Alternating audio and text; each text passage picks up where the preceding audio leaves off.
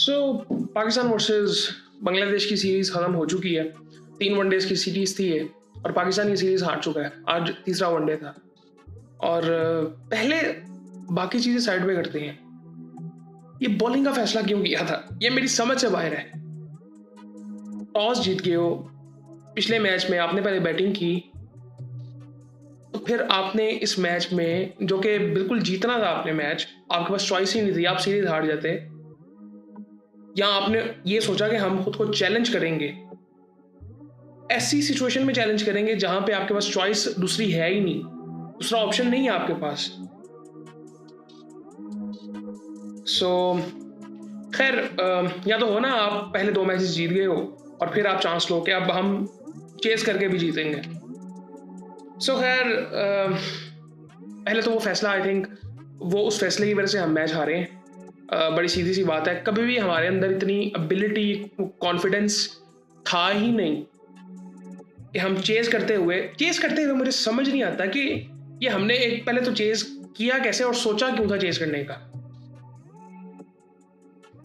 सो खैर बांग्लादेश ने पहले बैटिंग की और उन्होंने 290 रन बना लिए। अब मैं यहाँ पे ये कहूँ कि पाकिस्तान ने बॉलिंग अच्छी की, कि मैं यहाँ पे ये कहूँ कि पाकिस्तान ने बॉलिंग बूढ़ी नहीं की, क्योंकि ये दोनों चीज़ें मैं कह सकता हूँ यहाँ पे। खैर बांग्लादेश ने, मतलब बांग्लादेश को इतना भी पाकिस्तान ने अलाउ नहीं किया कि वो बहुत ज़्यादा रन्स करते रहे, लेकिन ऐसा भी नहीं था कि पाकिस्तान जल्दी जल्दी विकेटें ले रहा था, ऐसा भी नहीं हो रहा था। सो खैर सैफ हसन ने 36 रन बनाए 55 बॉलों में। ओपनिंग पार्टनरशिप उनकी 105 रन की थी। तंजीद हसन ने 107 रन बनाए 107 बॉलों में, 7 छक्के लगाए, 6 चौके लगाए। मेरी समझ से बाहर है कि हम पूरी बॉलिंग अपनी क्यों नहीं खिलाते, ये हमारे जहन में ये चीज़ क्यों आ गई है। चले T20 की हद तक मैं ये चीज़ मान लेता हूँ कि आपको ऑलराउंडर्स देखनी है। मैं फिर भी कहता हूँ कि हमारे ऑलराउंडर्स उस क्वालिटी के नहीं है जो मतलब हमारे कोच की सोच बेसिकली है। मैं इस सोच को गलत नहीं कहता, बट हमारे पास ऑप्शंस नहीं है ना वो वाले, आप कंपेयर नहीं कर सकते। उनका बैकग्राउंड न्यूजीलैंड का है और मैं इस चीज़ को बेसिकली मानता था कि ऐसे होना चाहिए, बट वो एबिलिटी नहीं है। हमारे ऑलराउंडर्स उस तरह के नहीं है, ये हमें समझना पड़ेगा। ना उनमें उस तरह का कॉन्फिडेंस है, ना वो मैच विनर्स हैं, ना वो उस तरह के परफॉर्मर्स हैं। ये हमें इस चीज़ को मानना पड़ेगा और हम इस चीज़ को मान नहीं रहे बेसिकली। खैर 107 रन उसने बनाए, बड़ी ज़बरदस्त इनिंग थी, 7 छक्के लगाए, 6 चौके लगाए।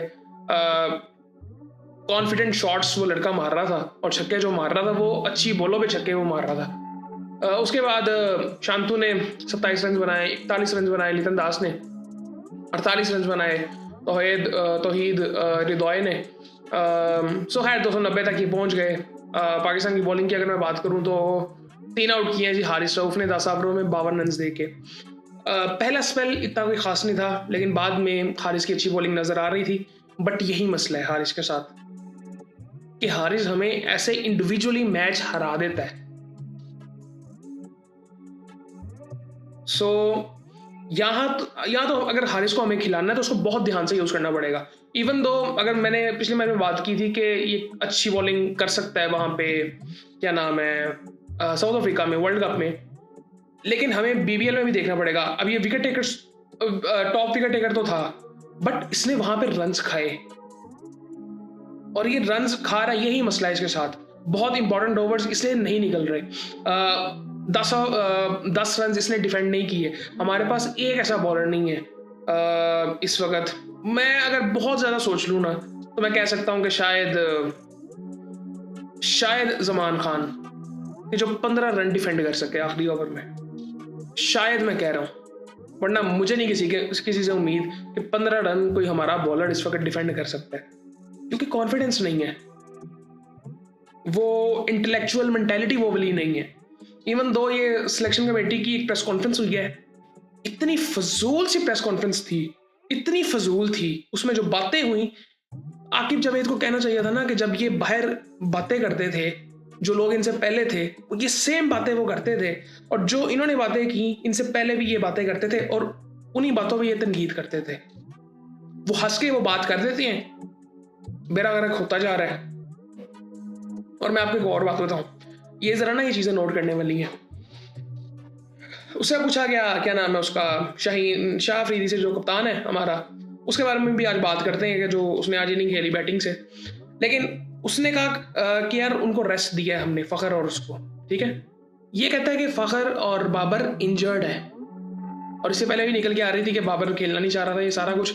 उसी रात को बाबर ने इंस्टाग्राम पे एक स्टोरी लगाई, और जिसमें मतलब अगर जिन्होंने वो स्टोरी देखी है वो देख के समझ गए होंगे कि वो तंजिया ये बात कर रहे थे कि वाकई में इंजर्ड हूँ। और उसमें उनकी टांग टूटी हुई थी, वो चल रहे थे और उनकी टांग टेढ़ी हुई थी, और उसमें एक इमोजी था। सो वो असल में ये कहना चाह रहे थे। सो इस लेवल पे सियासत होती है हमारी, हर इदारे में ही है, बट पीसीबी में इस लेवल पे है। और ये जो शेडी वाली इतनी शेडी चीज हुई थी अभी रिसेंटली, जो कि जिसके बारे में बात ही नहीं हुई ना, ये जो अभी आप ये देखते हैं ना, एक तो इतना अनप्रोफेशनलिज्म है, अनप्रोफेशनलिज्म की इंतहा हुई पड़ी है। ये जो सारी चीजें आप देखते हैं ना, जिस तरह से चीजें होती हैं, मतलब ऑनरशिप चेंज हुई है एक तरह से, 99% शेयर चेंज हुए हैं। और वो जिस तरह से वो पहले बातें कर रहा था, वो सियालकोट जिसने खरीदी थी, और अब गौर ने वो खरीदी है टीम, वो देखे तो सही वो तरीकाकार वो हुआ क्या है। और इससे पहले भी तरीका ये देखें, ये बातें अभी आई थिंक किसी ने की थी कि हम ना चीज़ें इमरजेंसी में जानबूझ के करते हैं ताकि कोई ना कर सके। वो कॉन्ट्रैक्ट वाली बात होती है कि कॉन्ट्रैक्ट आता है, सेंट्रल कॉन्ट्रैक्ट आता है प्लेयर्स के पास, तो बिल्कुल इमरजेंसी में करते हैं कि बस जाना होता है तो इसमें साइन करते करते जाएं। ये चीज़ें इमरजेंसी में होती हैं, और बाकी चीज़ें भी इमरजेंसी में होती हैं।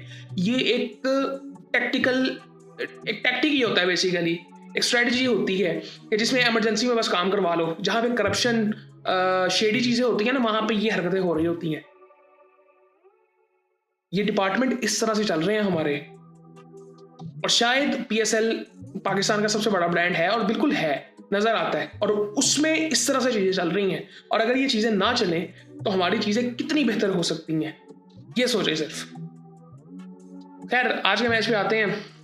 शाहीन अफरीदी ने 10 ओवरों में 55 रन बनाए। हमें पूरी बॉलिंग अपनी रेडी करनी पड़ेगी वर्ल्ड कप के लिए, वरना मुझे तो कोई उम्मीद नजर नहीं आ रही, मुझे कोई उम्मीद नजर नहीं आ रही। और मुझे लगता है कि इस दफा लोगों को उम्मीद भी नहीं होगी।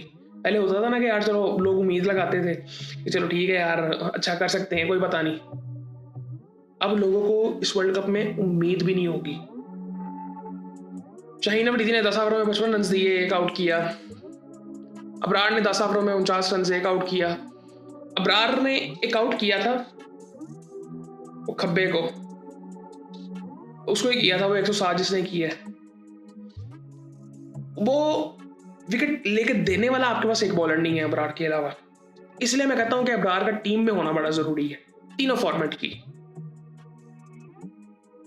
कि मुश्किल टाइम पे आपको विकेट लेके दे। उसको भी टाइम लगा, वो भी करता रहा ओवर। वहां पे भी आई थिंक अजीब सी चीजें कप्तानी हो रही थी, मुझे समझ नहीं आ रही थी। इसने मां सदाकत ने ओवर क्यों नहीं किया? उसने एक ओवर क्यों किया है?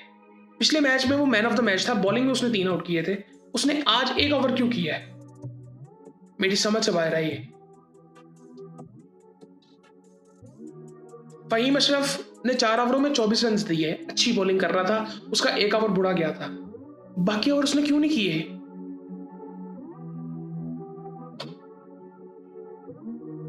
और यहाँ पे बॉलिंग देखें ना, शाहीन अफरीदी, हारिस रऊफ, ये पूरे बॉलर हैं, ठीक है। अबरार पूरा ठीक है, ये स्पिनर है। फहीम अशरफ ना पूरा वो बॉलर है, क्योंकि हम उसको जिस तरह से इस्तेमाल करते हैं बेसिकली। साद मसूद, इसने बैटिंग तो अच्छी की है, बॉलिंग हल्की बुल्की, मैं कहूँगा कि उसके एक्सपीरियंस नहीं है उस बेचारे का, इसको मैंने देखा हुआ है, ये अच्छा है, बट उसको फर्स्ट क्लास खेलनी पड़ेगी।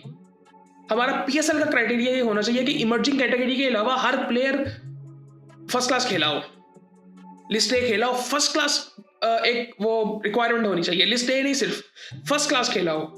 जब आप 3-4 दिन ग्राउंड में गुजारते हो, आपको तब समझ आती है, वो गेम अवेयरनेस वहां से बढ़ती है, फिर वहां से लिस्ट ए एक्सपीरियंस मैटर करता है, पहले फर्स्ट क्लास। पीएसएल की ये रिक्वायरमेंट होनी चाहिए, सिवाय इमर्जिंग कैटेगरी के सिर्फ 1 साल का प्लेयर, जिसका पहला साल है, वो 1 साल खेल सकता है विदाउट फर्स्ट क्लास, और वो अगर उसमें अच्छा करता है तो वो फर्स्ट क्लास में जाए, फिर दूसरे साल वो फर्स्ट क्लास के बगैर नहीं खेलना चाहिए।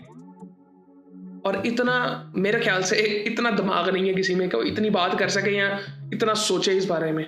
मुझे नहीं लगता इतना दिमाग किसी के पास है। सो आप ये जो बातें होती है ना ये प्लेयर्स के बारे में कि उनका जहन नहीं है, ये प्लेयर्स खुल के आके करने लग गए हैं बातें, ये पहले भी होती थी लेकिन खुल के नहीं होती थी।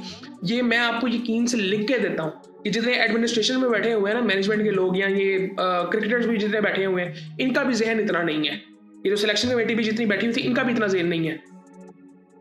ये मैं आपको लिख के दे रहा हूँ। ये सिर्फ यस सर वाले लोग हैं।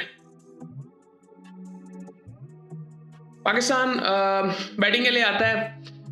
फरहान 6। ऐसी कंडीशन में भी 3 मैच आपको मिल गए हैं, आपने परफॉर्म नहीं करना तो कोई फायदा नहीं है। मेरे ख्याल से इसकी जगह नहीं बनती वनडेज में।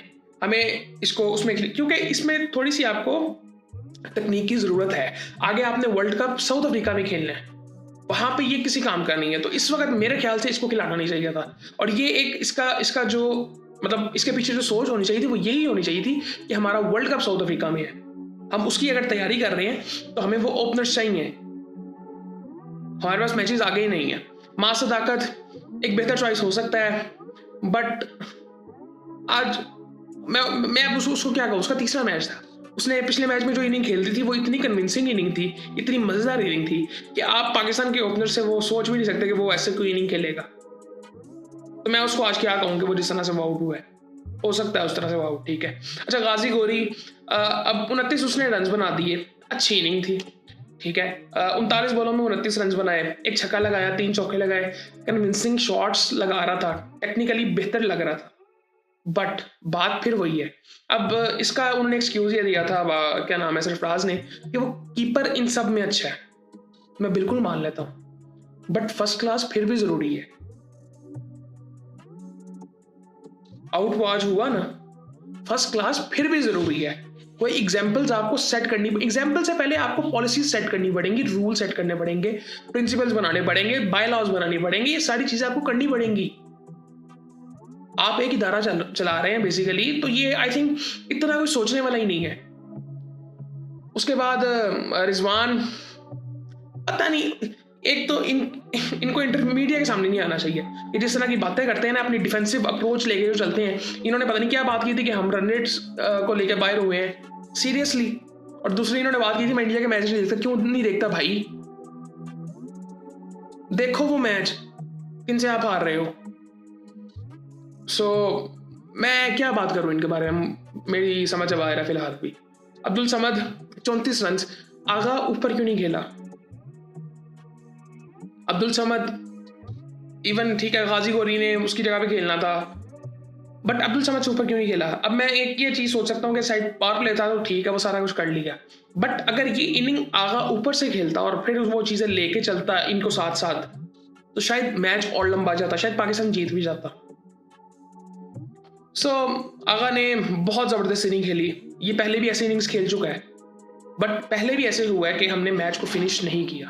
106 रन बनाए उसने 98 बॉलों में। और मेरी ना थोड़ा सा मैं ये कहना चाहता हूँ, बहुत ज़बरदस्त इनिंग थी। हमारा कोई इसे गिला नहीं बनता। आई थिंक मेरे ख्याल से हमें थोड़ा सा एक ऐसा प्लेयर मिला है जो प्रेशर पड़ने के बावजूद भी कॉन्फिडेंस से खेलता है अपनी शॉट्स। वो आगा ही है इस वक्त तीनों फॉर्मेट में किसी न किसी तरह से। उसके बाद 38 रन बनाए थी साद मसूद ने। अब मैं वो जो फर्स्ट क्लास की बात कर रहा हूँ ना, इसने जो शॉट मारी थी ना, वो जो आउट हुआ था जिसपे, वो एक्सपीरियंस से आती है।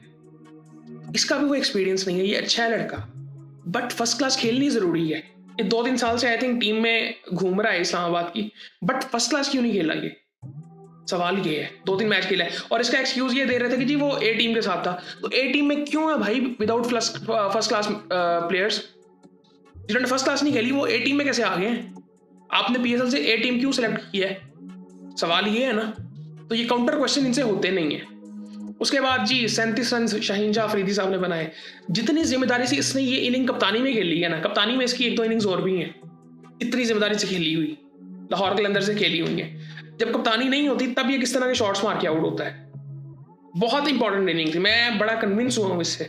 और एक पॉजिटिव जो मुझे मिला ना कि इसको कप्तानी दी गई है, कि बैट्समैनों पे कप्तानी का प्रेशर नहीं होता एटलीस्ट। सिर्फ एक ये पॉजिटिव है, अदरवाइज मैं इसका वनडे में कप्तानी के हक में नहीं हूँ। सिर्फ एक ये रीजन है कि बैट्समैन पे कोई कप्तानी का प्रेशर नहीं होता।